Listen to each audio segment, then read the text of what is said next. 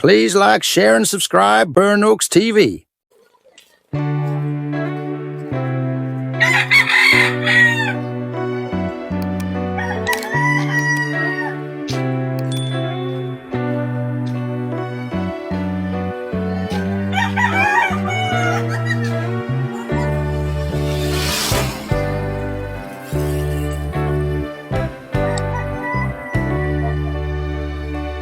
Ayan, ito naman. Ito naman katropa.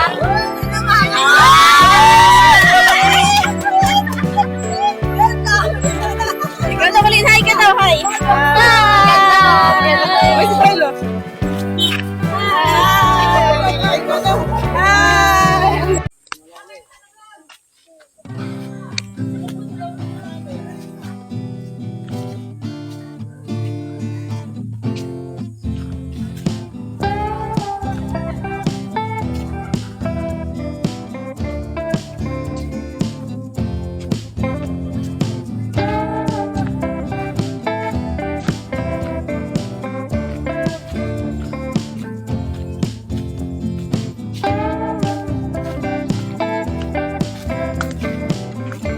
Grabe ang daan dito. Wala tayong itak. Mamaya, may ahas eh. Ha?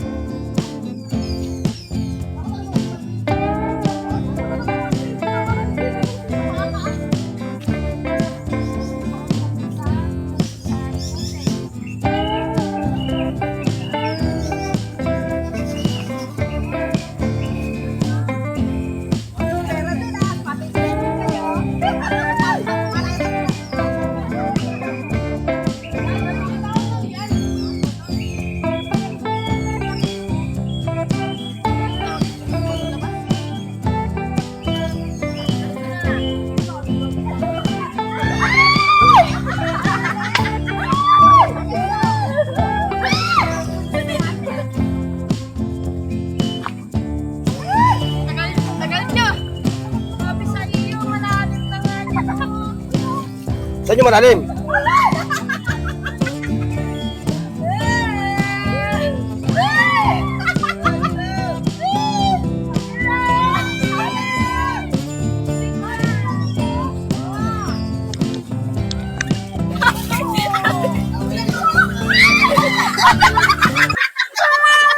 Nailag na kailag ni Desi yan, nabasa tuloy.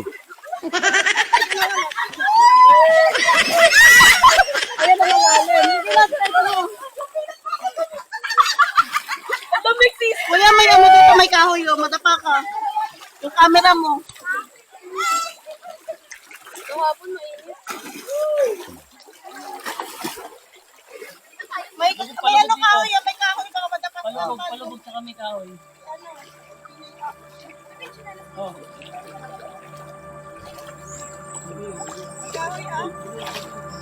Ito ba to? Di ba? Malalim, di ba? Ayan guys, so nakikita niyo yung ilog na yun. Desi! Itong ilog na to, saan nagmumula? Galing ng Kabumbunan itong ilog na to, ito yung Kabumbunan. No? Tapos diretso papuntang, Kugurin? Binihian 1, 2, 3, 4, 5. Doon ang binawian. Ayan mga katropa, nakikita niyo yung bundok na to. Dito ang bayang sinilangan ng aking commander. Ayun. So, andito yung pamilya niya, yung pamilya ko. Kaya kami nagpunta rito para mag-explore. At mag-unwind. Nang maiba naman yung ating direksyon ng pagbabloging. Shoutout nga pala sa ating mga katropa ha, sa Burautan. At siyempre yung mga subscribers, viewers, silent viewers. At siyempre yung mga OFW. Saang mang panig ng mundo. Lagi po kayo mag-iingat ha. Ito yung aking bilas. Ayan, si Ryan. Andun din yung pamilya niya, 2 anak niya. Yung kanyang commander, kapatid ng commander ko. Yan, malayo ito. Ilang kilometro ba itong ilog na to? Mga kasing haba ata rin ito ng EDSA. Mula monumento hanggang Ligas. hindi, lampas pa. Yung Pasay. EDSA hanggang Pasay sa may SM MOA. Ganon kahaba itong ilog na to. Baka hindi lang, mahigit pa. Ayan, nakita nyo. Dahil bumaha ngayon nga pala, kaya ganito ilog. Kahapon, nandito kami kahapon mga katropa. Wala itong tubig nito. Wala. Mababaw ang tubig dito kahapon. Gawa ng pag-uulan, ayun, tumaas. So pupunta kami doon, sa dulong-dulo roon. Ay, hindi pa dulo, kalagitnaan. Itong ilog na to dahil ano daw yung pinakamalalim na parte ng ilog. So doon sila magtatampisaw. O kaya samahan nyo kami mga ka-viewers ha. Like, share, and subscribe. Pare, ganyan mo na lang. Baba mo. Hindi papasok yan. Ayan. O di, hindi ka nahihirapan ba? Malalim na nga, talagang grabe.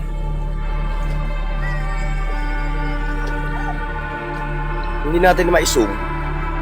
Bossing, mga katropa, walang i-zoom tong aking camera. Ayun, ang haba pa ng ilog na babaybayin namin.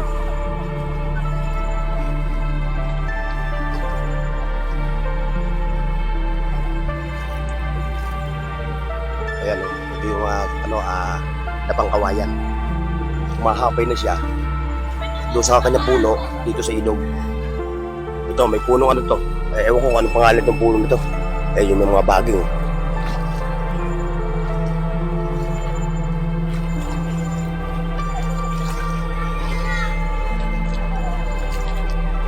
Ilog, Kabumbunan, no? Kabumbunan. Ilog ng Kabumbunan.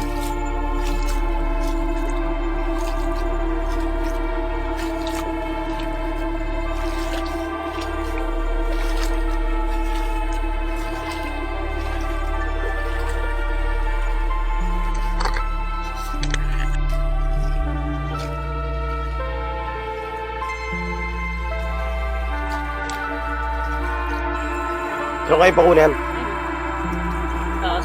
Ito katropa. Ito yung pako. Ewan ko kung ano tawag nito sa Tagalog. Dito sa Quezon, pako. So ito yung kinakain ng ating mga natives. Mga ano ba tawag dito sa mga dito sa tao dito? Mga native, no?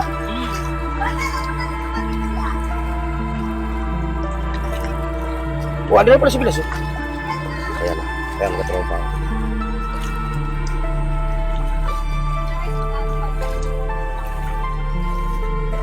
Ako. Masarap to luto mga katropa. Gata. Pero pwede din ako kasi hindi ako mahilig sa mga gata. So ang ginagawa ko rito, binigis ako to sa isa lang. Isang gulay. Baga. That's yun ang ihalo mo lang. Nasa iyo kung ano gusto mo ihalo. O tuyo, daing, sapsap, tinapa. Yun. Yes. Itong isda. O, dahil hindi naman kikibo ito, kahit anong gawin mo rito. Yun yung pinagliliguan nila, malalim.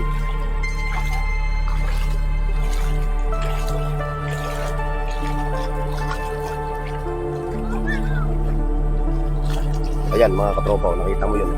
Yun naman yung sagingan. So, andun yung bilas ko, si Bilas Jerry. Yung asawa niya, kapatid ng misis ko, na panganay. Agay! Malalim pala yun. Yung kumukuha ng makakain. Kasi dito, mga katropa, dito sa lugar na to, sa mabundok, alam mo naman dito, saray na sila rito, yung mga native dito. Sila, pwede kang kumuha dyan ng mga basta magpapaalam ka lang. Although, meron naman dito binebenta. Pwede kang bumili. Pwede ka rin kumuha, magpapaalam ka lang. Tapos ngayon yung copra, yun nga pala, yung mga native dito sa Lopez Quezon, dito sa Silang, ito yung kanilang hanap buhay talaga. Yung pagkukopra ng niyog. Ayan, nakita niyo yung mga niyog. Yun yung kanilang alternatibo pinagkakitaan. Hindi lang alternatibo, talaga yun na yung pinagkakitaan nila. Yung kukopra. So hindi ko lang alam kung ano yung labanan nila rito. O kung magkano ang kilo ng kopra. Magkano ba kilo ng kopra ngayon? 57 pesos yung kilo ng kopra. So ibig sabihin pala, pagka ikaw pala yung naka 50 kilo, napakahirap ng hanap buhay na yun, mga katropa. Yung pagkukopra. Ayan sila. Ayan yung kopra. Yun yung ako.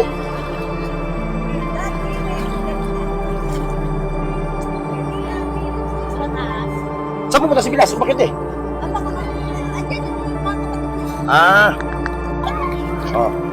Ayan bentong. Yun lang yung pinaka-level ng tubig niya dito. Nakaupo ka ba lang ba? Nakaupo? Ayun, may portion na malalim at may portion din na mababaw. Agoy!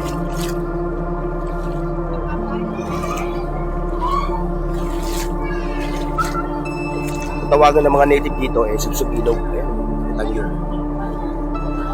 So kung gusto mo pumunta rito para maalis yung stress mo, pag unwind ka, ito okay dito.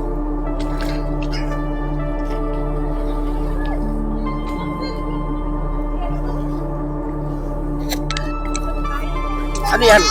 Ano yan? Sand? Malamig yung tubig? Malamig? Yes?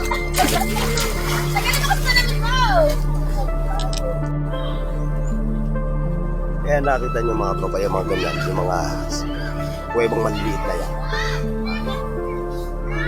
Yan yung mga pinupuntahan ng mga ahas, like banakon, sawa, cobra, yan. So ako, hindi tayo pwede pupunta dyan dahil siyempre, alam mo naman yung mga ahas, sila umiiwas sa tao. Pero pag ititreat mo sila, saka lang sila lumalaban. So hayaan natin silang mamuhay diyan nang malayo sa sa mga tao. Ayun, nakita mo yan, ito. Dito kadalasan pag umuulan naglalabasan sila. Pero pag minarinig silang boses ng tao, lumalayo sila. Ayun. So bayawak meron din dito. Yung mga monitor lizard, yan marami dito. Kaya nga na sinabi ko, umiiwas sila sa tao pag natetreat sila.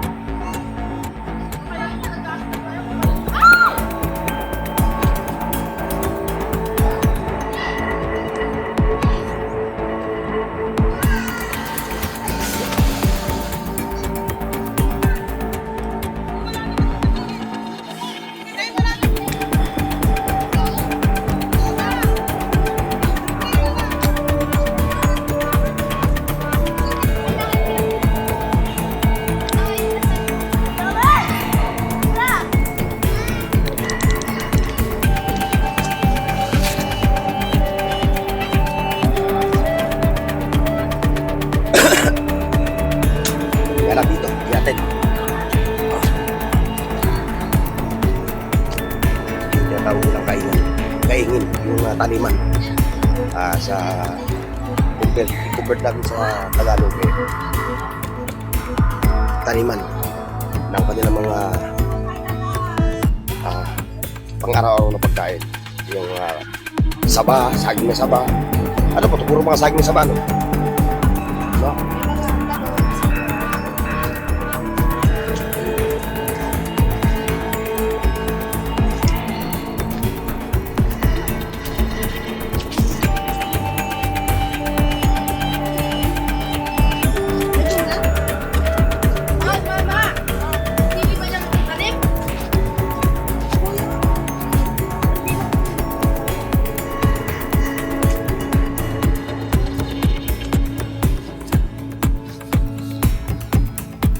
Sige, dito kayo.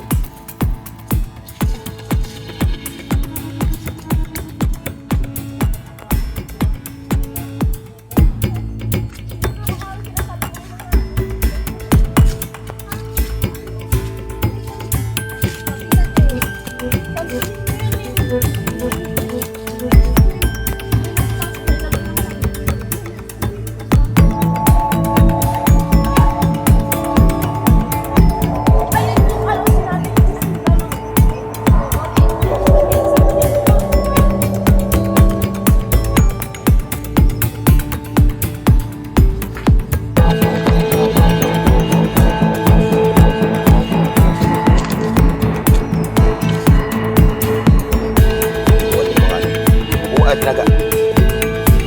Kasi pupunan mo. So wala na siyang ability na ginagawa nila dito kanila yung tao na pupunan na.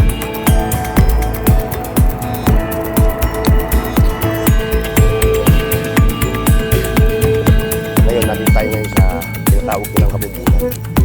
Ayan.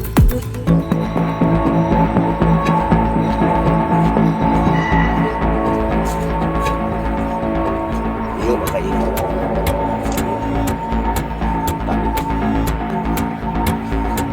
Taniman ang kanila kung araw-araw na kung kabulan yan. So yan ang kayo lang. Ahas mo.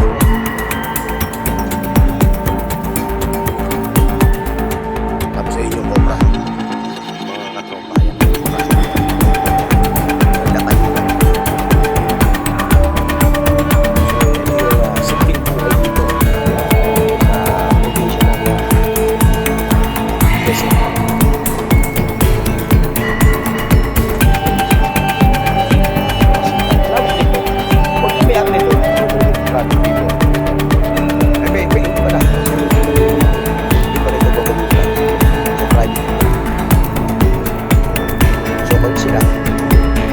Ginagawa lang sila tenant dito para araw-araw na makabuhay yan.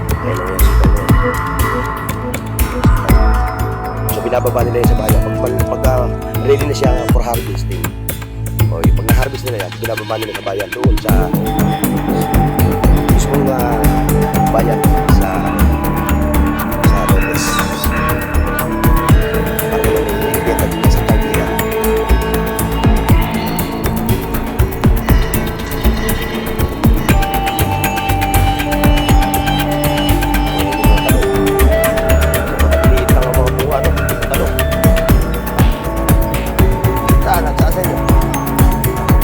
Ito yung kaingin.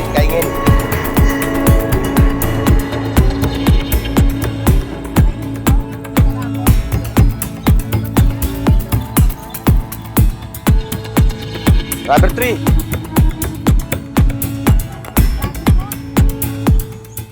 mahal na parang bayabas. Ano ba tawag yun? Guaba! Pinamumuka siya na parang nyog. Buko. Parang bayabas. Ay! Yung ano nga! Yung mahal. Miracle, ano? Oh, miracle fruit. Hindi yan ang miracle fruit. Inuwi mo sa akin? Hindi ito. Hindi yan. Kinakain to. Yun, hindi. Iniinom lang yun, kinakatas.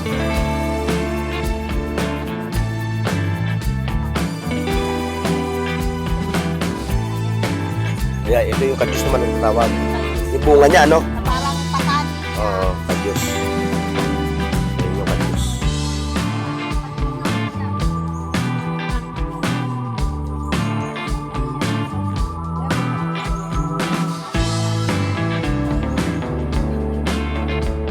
mo.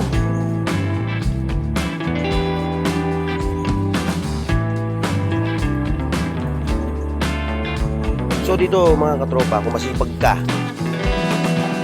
mahirap na lang kitain yung pera. Kung masipag ka dito, hindi ka magugutom. Dahil pwede na rin magtanim ng pali dito, no? Malay, pwede, kaso yung tubig mahirap, ano? Itong sinaraduhan to, may-ari to. Pinakuran niya.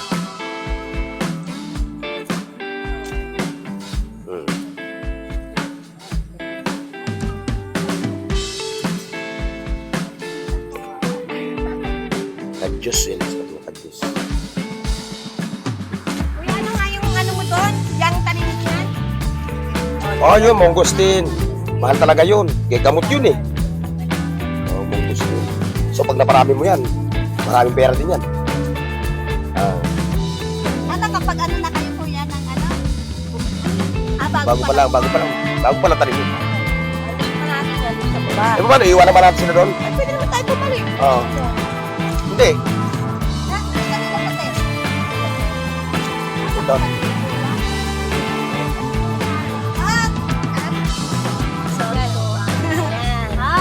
Ganda ah. Rest house? Bahay niyo talaga. Sa rest house. Yan yung mangosteen. Hindi yan. Ano yan? Namamanoon ng mangosteen. Mamanoon. Oh, yung guyaban yun. Oh, iwan naman natin sila doon.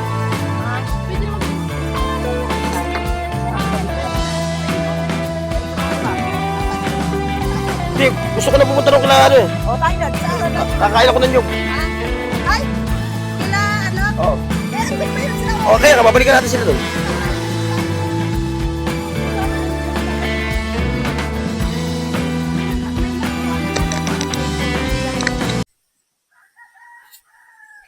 Ayan mga katropa, so hanggang dito lang yung ating vlog dito sa Kabumbunan, ano?